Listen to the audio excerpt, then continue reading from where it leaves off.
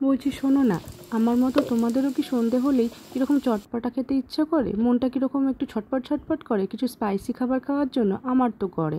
আর সেই জন্যই আমি আজকে মোগলাই পরোটা বানিয়ে নিয়েছি। মোগলাই পরোটা কম বেশি আমরা সকলেই বানাতে জানি, তবে আমি যে মোগলাই পরোটাটা বানিয়েছি সেটা একদম ছোট্ট ছোট্ট, মানে যাকে মিনি মোগলাই বলা হয়। এবারে আমি একটা বড় পাত্রের মধ্যে নিয়ে নিয়েছি ময়দা।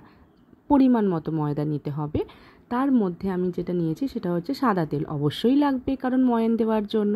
আর নিয়েছি লবণ, আর হ্যাঁ, অল্প একটু বেকিং সোডা নিয়েছি। আর এই যে দেখো, ডো করে রেখে দিয়েছি ময়দাটাকে। তারপরে একটা বাটির মধ্যে আমার প্রয়োজনে আমি 2টো ডিম নিয়ে নিয়েছি। তোমরা যতটা বানাবে সেই অনুসারে তোমরা ডিম নিতে পারো। তারপরে ময়দা থেকে আমি সুন্দর করে লেচিগুলো কেটে গোল গোল করে রেখে দিয়েছি।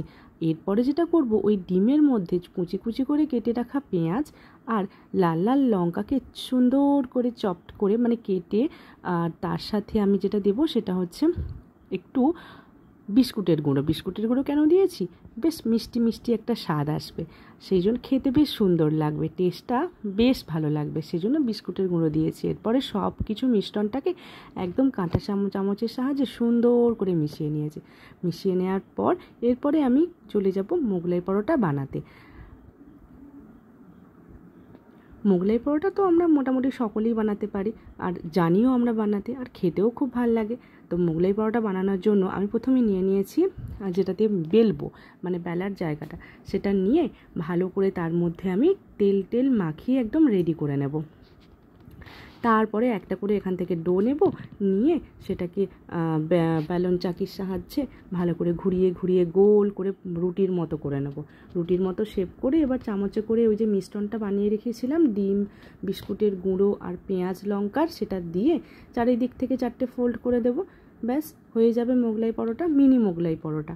এরকমভাবে আমি খুব তাড়াতাড়ি করে সমস্ত মোগলাই পরোটাগুলোকে রেডি করে নিচ্ছি। রেডি করেছি অনেকগুলো, প্রায় 10-12টা মতো। এখানে আমি প্রায় কয়েকটারই ছবি তুলে ধরলাম। তো হয়ে গেছে আমার মোগলাই পরোটা, ঝটঝট করে সব কটা বানিয়ে নিয়েছি। নিয়ে একটা থালার মধ্যে সুন্দর করে পরোটাগুলোকে আমি রেখে দিয়েছি। এরপরে আমার ভেজে নেওয়ার পালা। একটা তাওয়া নিয়ে নিয়েছি, তাওয়াতে তেল ভালো করে গরম করে এবার আস্তে আস্তে করে আমি মোগলাই পরোটাগুলো ছেড়ে দিচ্ছি। মোগলাই পরোটাগুলো ভালো করে একটা পাশ ভাজা হয়ে যাওয়ার পর এরপরে আরেকটা পাশ ভেজে নেওয়ার পালা। যে দেখো মোগলাই পরোটাগুলো কীরকম চিরবির চিরবির করে সুন্দর হয়ে ভাজা হচ্ছে, গন্ধটা কিন্তু বেশ সুন্দর বেরিয়েছে। এবার আমার মোগলাই পরোটা বেশ মোটামুটি দেখছি একটা পিঠ ভালোভাবে ভাজা হয়ে গেছে। এবার এটাকে আমি উল্টে দিলাম। উল্টে দিয়ে দেখো 2টো পাশ কীরকম ফুলে ফেঁপে একদম চওড়া হয়ে গেছে। ভেঙে দেখিয়ে দিলাম ভেতরটা পুরটা কত সুন্দর লাগছে। এই যে এবার গরম গরম আলুর তরকারির সাহায্যে মোগলাই পরোটা একেবারে রেডি।